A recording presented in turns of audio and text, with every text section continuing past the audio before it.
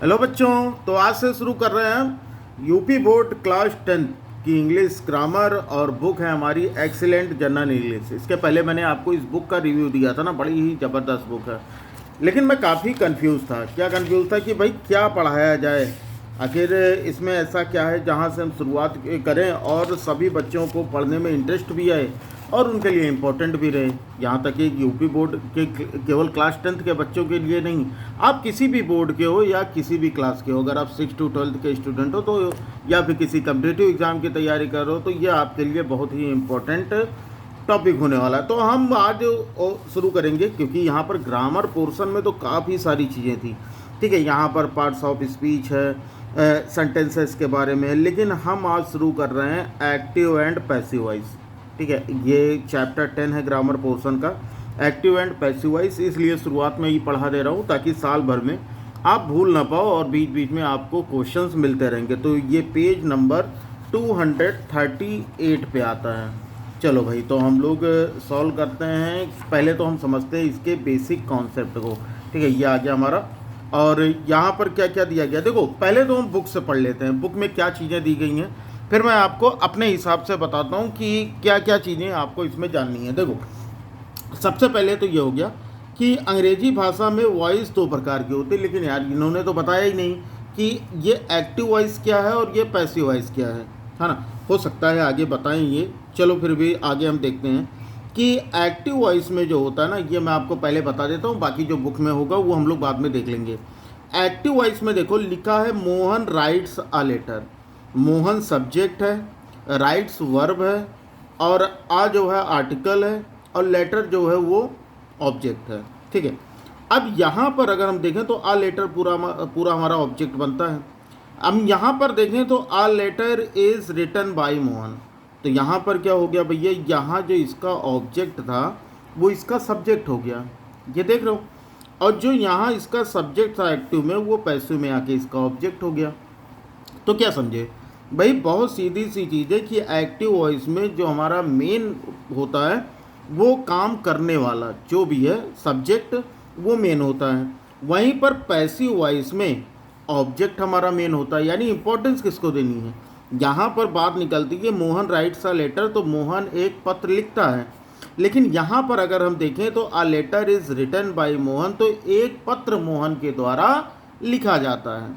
अंतर है ना भाई, मीनिंग तो सेम है, यानी दोनों सेंटेंस की मीनिंग सेम है, लेकिन बात यह है कि हम इम्पोर्टेंस किसको दे रहे हैं। यहाँ पर मोहन को इम्पोर्टेंस दे रहे हैं कि मोहन ने पत्र लिखा, लेकिन यहाँ पर हम उस पत्र को इम्पोर्टेंस दे रहे हैं जो कि मोहन ने लिखा है।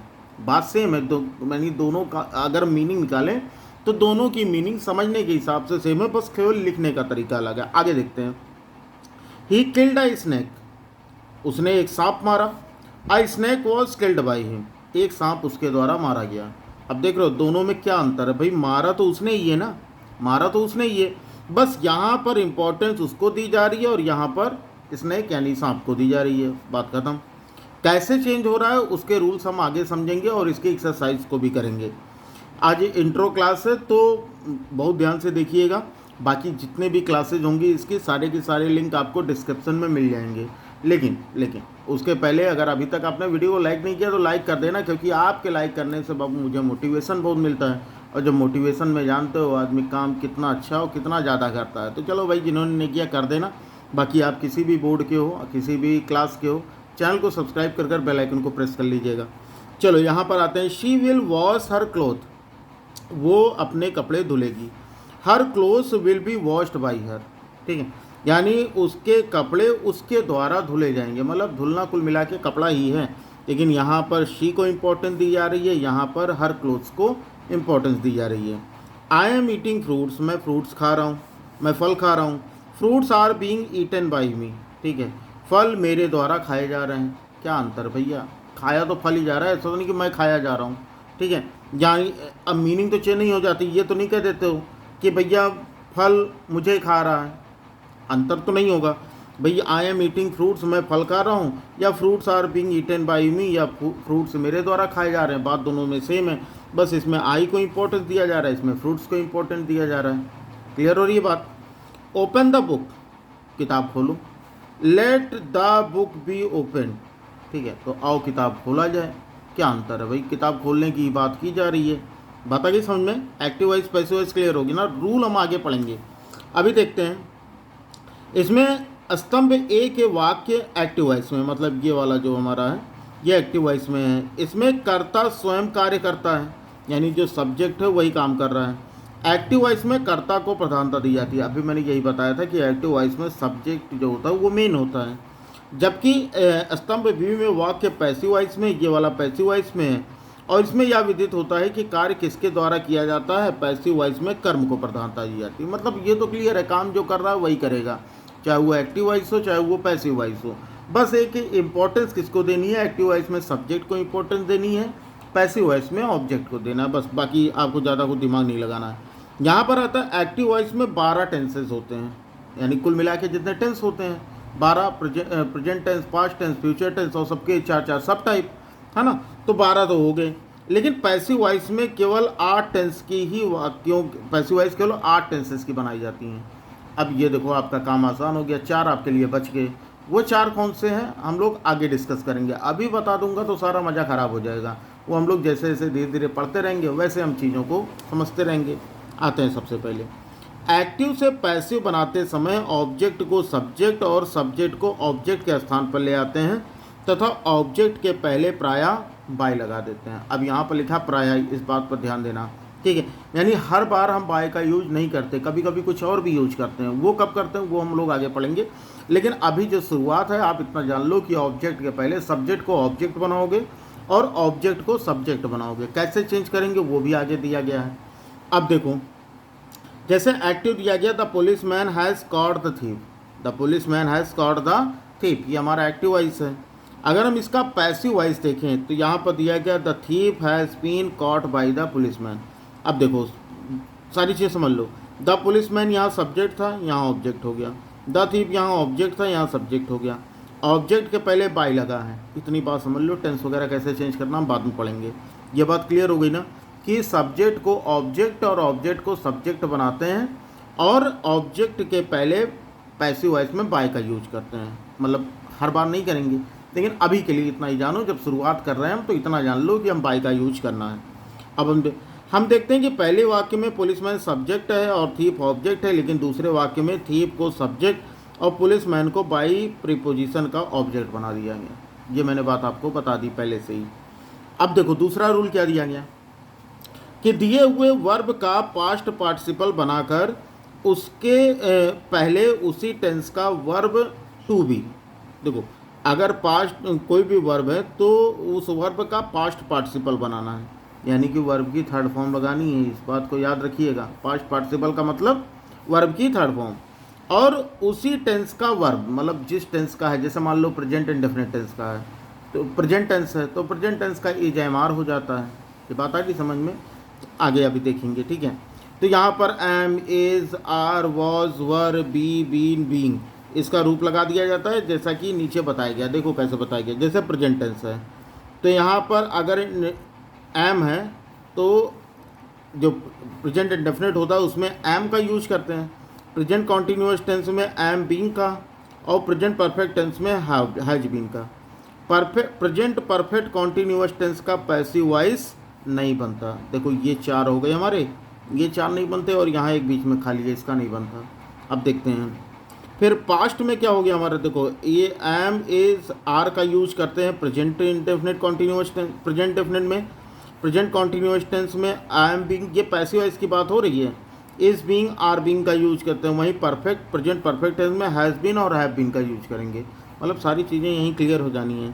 पास्ट इंडेफिनिट टेंस में वॉच या वर का पैसिव वॉइस में, ठीक है। पास्ट कॉन्टीन्यूअस टेंस में वॉच बीइंग और वर बीइंग का यूज करते हैं पैसिव वॉइस में, और वहीं पर पास्ट परफेक्ट टेंस का पैसिव वॉइस क्या बनेगा, हैड बीन। क्या बनेगा, हैड बीन। फिर आता है यहाँ पर फ्यूचर। फ्यूचर इंडेफिनिट टेंस में पैसिव वॉइस में विल बी या शैल बी का यूज करेंगे, और सबके बाद वर्ब की थर्ड फॉर्म यूज होगी, है ना। यहाँ पर देखो फ्यूचर कॉन्टीन्यूअस टेंस का पैसिव वॉइस नहीं बनता, तो मतलब 1, 2, 3, 4 यही 4 हो गए जिनका आपका पैसिव वॉइस नहीं बनेगा। लेकिन फ्यूचर परफेक्ट टेंस में हम यूज करेंगे पैसिव वॉइस में विल हैव बीन या शैल हैव बीन का। स्क्रीनशॉट ले लो चाहे, और आपके पास अगर बुक होगी तो बहुत अच्छी बात है, दोबारा से एक बार पढ़ लीजिएगा। अब देखो यहाँ पर कौन कौन से टेंस के पैसिव वॉइस नहीं बन रहे? प्रेजेंट परफेक्ट कॉन्टिन्यूअस टेंस के, पास्ट परफेक्ट कॉन्टिन्यूअस टेंस के, फ्यूचर परफेक्ट कॉन्टिन्यूअस टेंस के, और फ्यूचर कॉन्टिन्यूअस टेंस का। 4 ऐसे टेंस हैं जिनका पैसिव वॉइस नहीं बनता। तो कुल मिला के आपको 8 टेंसेस के बारे में ही पढ़ना है। अब देखो यहाँ पर सब्जेक्ट यदि प्रोनाउन है तो उसे निम्नलिखित प्रकार से परिवर्तित किया जाता है। अगर नाउन है, नाउन का मतलब किसी का नाम है, डॉक्टर, इंजीनियर, राम, श्याम, घनश्याम, मतलब कहने मतलब चाहे वो किसी प्रोफेशन का नाम हो या किसी पर्सन का नेम हो, तो उसका जो सब्जेक्ट होगा जब वो ऑब्जेक्ट बनेगा तो वही बाय ऑब्जेक्ट बन जाएगा। जब बात समझ में आ रही है? जैसे अगर मैं ये कहूँ, थोड़ा सा लिख के भी बता दूँ, नहीं तो आप कहोगे सर ऐसे कैसे मज़ा आ रहा है। जैसे अगर मान लो कि एक्टिव देखो, जैसे ये कहा जाए कि राम किल्स रावणा, ठीक है, राम रावण को मारते हैं, मतलब एक एग्जाम्पल दे रहा हूँ आपको, है ना। यहाँ पर क्या हो जाएगा, उन्होंने तो मारा था, यहाँ पर ये रावणा हमारा सब्जेक्ट बन जाएगा, RAVANA। प्रेजेंट इंडेफिनिट टेंस है, इस बात को ध्यान देना। प्रेजेंट इंडेफिनिट टेंस में एज MR का यूज करना है, तो रावण जो है वो तो सिंगुलर है, तो एज का यूज। फिर मैंने कहा आपको वर्ब की थर्ड फॉर्म लगानी है, तो हो जाएगा आपका किल्ड, फिर बाय, और ये हो गया राम। ये क्लियर हो गया? यानी अगर नाउन या प्रोनाउन है तो भैया उसमें कोई चेंज नहीं करेंगे। जैसे एक और देख लो, the teacher teaches us English. देखो, टीचेज अस इंग्लिश। अब अगर हम इसका पैसिव वॉइस बनाएं तो इसका पैसिव हो जाएगा कि वी, अब टीचर्स है तो प्रेजेंट डेफिनेट टेंस है, तो यहाँ पर अस का हो जाएगा हमारा वी, है ना। वो कैसे होगा अभी हम देखेंगे। अभी हम देखते हैं, we are taught English by the teacher. अब यहाँ पर देखो हम ये कह रहे हैं कि हम टीचर वगैरह में जैसे अगर इस तरह का कुछ नाम आता है तो उसमें कोई हम चेंज नहीं करते हैं। चेंज कब करते हैं? जब प्रोनाउंस होते हैं। अब प्रोनाउंस होते हैं तो उनको हम कैसे चेंज करते हैं? जैसे यहाँ पर देख लो, अगर आई है तो आई का जो पैसिव वॉइस में ऑब्जेक्ट बनेगा तो आई का बाय मी हो जाएगा, आई का बाय मी। वी का बायस, वी का बायस। वहीं पर देखो, यू का बाय यू, ही का बाय हिम, शी का बाय हर, इट का बाय इट, और दे का बाय देम। याद हो गया? फिर से एक बार सुन लो, आई का बाय मी, वी का बाय अस, यू का बाय यू, ही का बाय हिम, शी का बाय हर, इट का बाय इट, और दे का बाय देम। याद हो गया होगा? नहीं याद हुआ तो सॉल्व करते करते याद हो जाएगा। अब देखो यहाँ पर विभिन्न टेंस के में एक्टिव से पैसिव वॉइस में बदलने की विधियाँ। अब ये सबसे पहले हमारा दे रहे हैं प्रेजेंट इंडेफिनिट टेंस। देखो, सबसे पहले हमारा आता है प्रेजेंट इंडेफिनिट टेंस।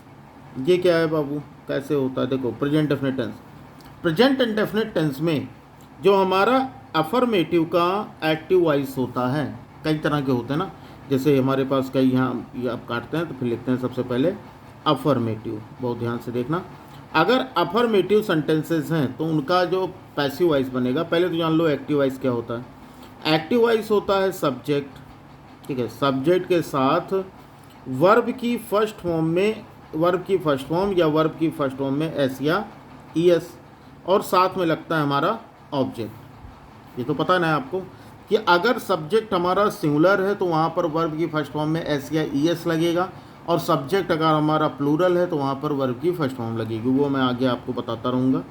अब इसका पैसिव वॉइस अगर बनाना है तो ये जो ऑब्जेक्ट होगा इसका सब्जेक्ट बन जाएगा। ये जो ऑब्जेक्ट है इसका सब्जेक्ट, एरो वगैरह लगा के बता देता हूँ, इसका सब्जेक्ट बनाना। और यहाँ सब्जेक्ट के अकॉर्डिंग अगर सिंगुलर है तो एज, आई है तो एम, और सब्जेक्ट अगर हमारा प्लूरल है तो आर का यूज करना। साथ में क्या यूज करोगे बाबू? वर्ब की थर्ड फॉर्म, और उसके बाद बाय ऑब्जेक्ट। बताओ भाई, क्लियर है बात? यानी इस सब्जेक्ट का बाय ऑब्जेक्ट। अभी हम लोगों ने देखा ही कैसे हम सब्जेक्ट का ऑब्जेक्ट बनाते हैं, ये वाला पोर्शन। अब यहाँ पर अफर्मेटिव में अगर हम देखें तो भाई अगर हम पहला अपना सेंटेंस देखते हैं एग्जाम्पल का, तो लिखा है ही फ्लाइज अ काइट, वह एक पतंग उड़ाता है। तो इसका जब हम पैसिव बनाएंगे तो अ काइट को हम सब्जेक्ट बना देंगे, तो ये हो जाएगा हमारा अ काइट। और अ काइट तो नाम से लग रहा है भैया सिंगुलर है, तो सिंगुलर अगर होगा तो हम यहाँ पर इसका यूज करेंगे, अ काइट इज। ठीक है। अब फ्लाई, फ्लाई की third form fly, flew, flown, तो यानी थर्ड फॉर्म होती है फ्लोन, और ये हो जाएगा बाय, और ही का ऑब्जेक्टिव केस क्या हो जाएगा, हिम। देखो यही बन रहा है क्या, a kite is flown by him. देखो a kite is flown by him, समझ में आ गया कि नहीं। दूसरा आता है हमारा कि अगर मान लो सेंटेंस यही निगेटिव होता, ठीक है, अगर यही सेंटेंस हमारा निगेटिव सेंटेंस होता तो हम क्या करते। देखो निगेटिव सेंटेंस में अगर एक्टिव ये ऐसा होता कि she does not write letters. देखो she does not write letters. अभी देखो मज़ेदार चीज़ है, लेकिन यहाँ पर बहुत ज़्यादा गलती हो जाती है, तो जल्दबाजी में गलती ना करना। अब देखो यहाँ पर हमारा ये सी सब्जेक्ट है और लेटर्स हमारा ऑब्जेक्ट है, तो हम लेटर्स को सब्जेक्ट बना लेंगे। ठीक है। लेटर्स सिंगुलर है या प्लूरल, इस बात पर ध्यान देना जरूरी है। आपके हिसाब से क्या है, लेटर्स हमारा सिंगुलर या प्लूरल? अरे बहुत अच्छे, आपको तो पता भाई प्लूरल है, और प्लूरल के साथ मैंने क्या बताया आपको, आर लगाना है, तो ये हो गया। ठीक है, लेटर्स आर। फिर नॉट का यूज हेल्पिंग वर्ब के बाद होता है तो नॉट लगा लेंगे। फिर राइट, राइट की सेकेंड फॉर्म रोट और थर्ड फॉर्म रिटर्न, तो यहाँ पर हम किसका यूज करेंगे, थर्ड फॉर्म का, तो हो जाएगा रिटर्न।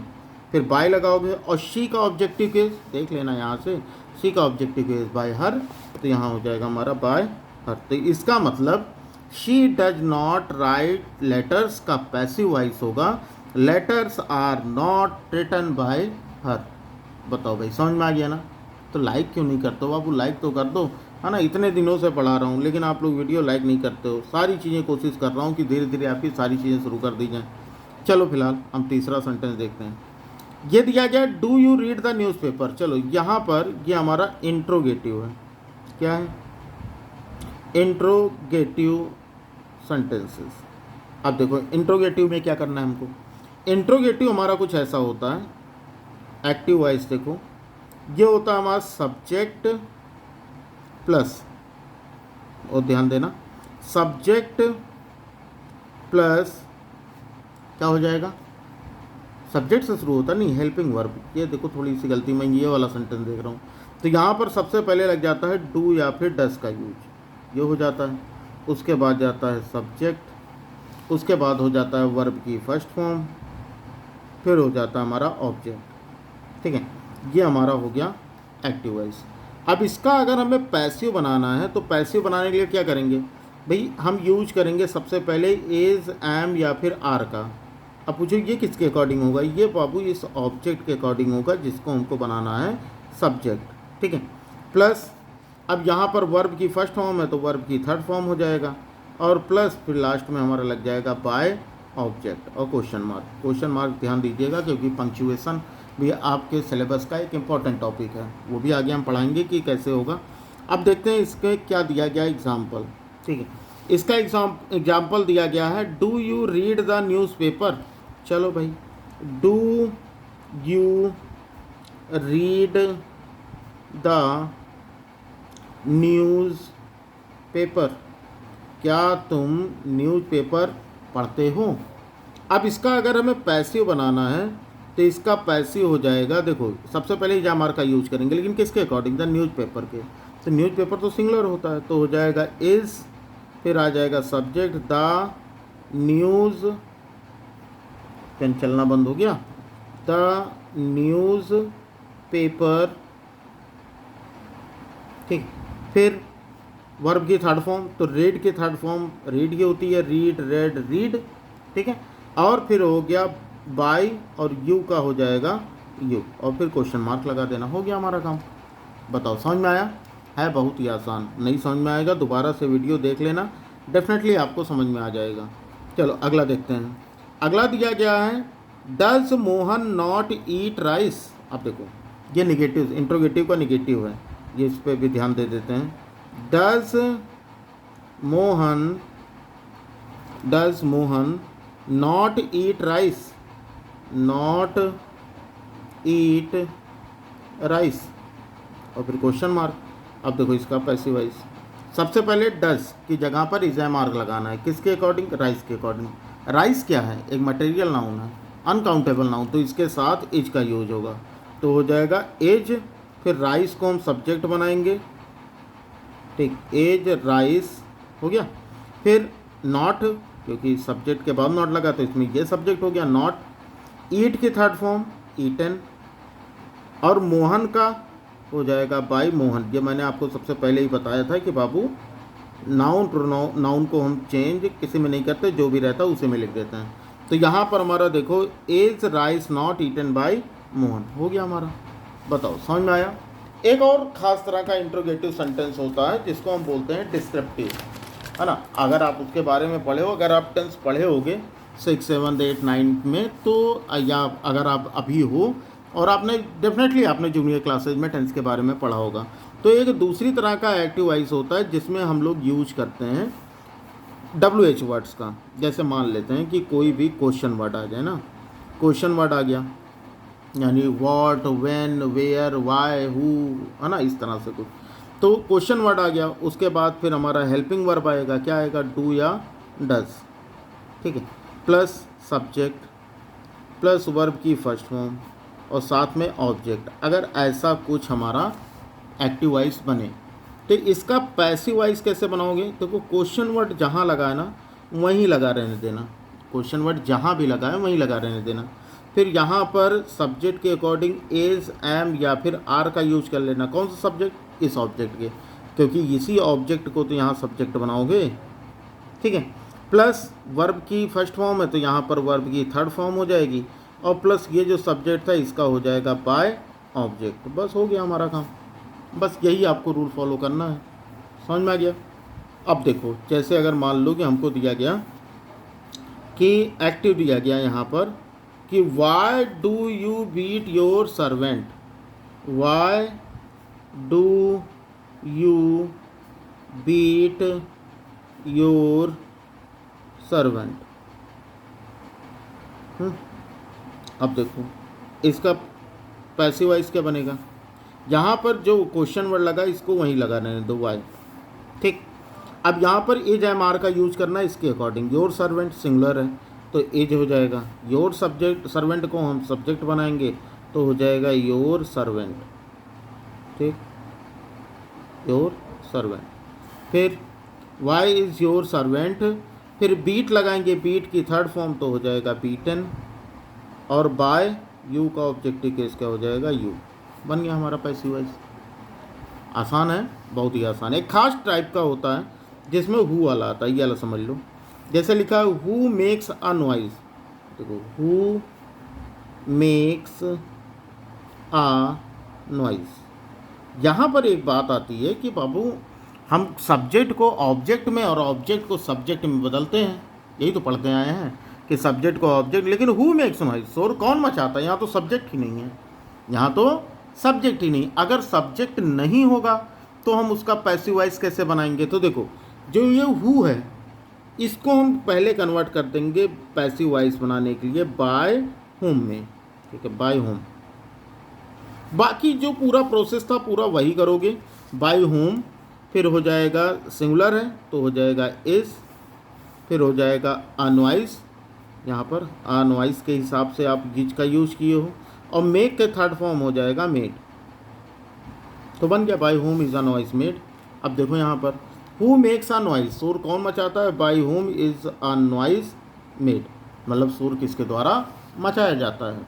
बताओ भाई, बात समझ में आ गई। मुझे जितनी भी चीज़ें यहाँ से बन सकती थी, मतलब बहुत ही आसान है, थोड़ा सा आप प्रैक्टिस करोगे ना तो आपको समझ में आ जाएगा। अब आगे देखो, आगे यहाँ पर हमको ये दिया गया है एक्सरसाइज 1।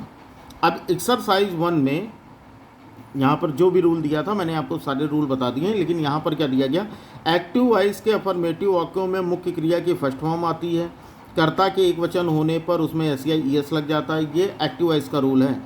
पैसिव वॉइस में अफर्मेटिव वाक्यों की सहायक क्रिया में इजय मार कर्ता के अनुसार आती है और मुख्य क्रिया की थर्ड फॉर्म का प्रयोग किया जाता है। ये सारी चीज़ें मैंने आपको बता दी। अगर आपने पूरी वीडियो देखी तो डेफिनेटली आपको समझ में आ गया होगा। अब यहाँ पर हमारा दिया गया है एक्सरसाइज 1, इसका स्क्रीनशॉट ले लो, है ना। आप किसी भी एग्ज़ाम की तैयारी कर रहे हो, इसका स्क्रीनशॉट ले लो और स्क्रीनशॉट लेने के बाद सभी के सभी क्वेश्चन को सॉल्व करो एक पेज पे, साफ़ सुथरी राइटिंग में करना। और टेलीग्राम का लिंक डिस्क्रिप्शन में दिया गया है, जा करके टेलीग्राम ज्वाइन कर लेना और वहाँ पर ये सारे क्वेश्चन जो भी बच्चे करते हैं इसका आंसर मुझे टेलीग्राम पर सेंड करना, ठीक है। ग्रुप ओपन है तो वहाँ टेलीग्राम पर सेंड कर देना और जितने भी बच्चे होंगे सब एक दूसरे के देख पाएंगे। हाँ, लेकिन एक चीज़, क्वेश्चन लिखना एक्टिव, फिर उसके नीचे पैसिव, जैसे मैंने पढ़ाया, जैसे मैं लिखता हूँ ना ऐसे एक्टिव और उसके नीचे फिर पैसिव, ऐसे। मतलब ये नहीं कि केवल पैसिव वाइज लिख दो, मुझे समझ में नहीं आए कि भैया चेक क्या करना है। तो इसका आंसर सभी लोग दीजिएगा। और जो बच्चे ये नहीं कर सकते उन सभी के लिए होमवर्क है और होमवर्क में सभी लोग इसका आंसर कमेंट बॉक्स में देंगे। पहला क्वेश्चन है इसका, हरी टीचर्स मोहन डेली, हरी टीचर्स मोहन डेली। अब इसका पैसिव वॉइस क्या होगा? अगर आप 10th में नहीं हैं, आप किसी और क्लास 9-10 के स्टूडेंट नहीं हैं, अगर आप 6 to 8 के स्टूडेंट हैं या किसी कम्पिटिटिव एग्ज़ाम की तैयारी कर रहे हैं तो इसका आंसर कमेंट बॉक्स में दीजिएगा। बाकी इसकी एक्सरसाइज 1 के लिए एक अलग से वीडियो आ जाएगी, उस पर आपको सारे एक्सरसाइज कैसे करने हैं, जिसका सही आंसर क्या होगा वो बता दिया जाएगा। अभी बताऊंगा तो वीडियो काफ़ी लंबी हो जाएगी, तो आप भी बोर हो जाओगे। तो थोड़ा थोड़ा पढ़ो लेकिन इफेक्टिव पढ़ो, ठीक है। चलो फिर उम्मीद करूंगा कि वीडियो आपको अच्छी लगी होगी और वीडियो अगर अच्छी लगी हो तो भाई वीडियो को लाइक कर देना, अपने किसी फ्रेंड को शेयर कर देना, यानी जो भी पढ़ता हो, किसी भी क्लास में पढ़ता हो उसको शेयर कर देना, अपने रिलेटिव को शेयर कर देना। चलो फिर बच्चा लोग पढ़ते रहो, मिलते हैं फिर अगली क्लास में। तब तक के लिए जय हिंद, वंदे मातरम।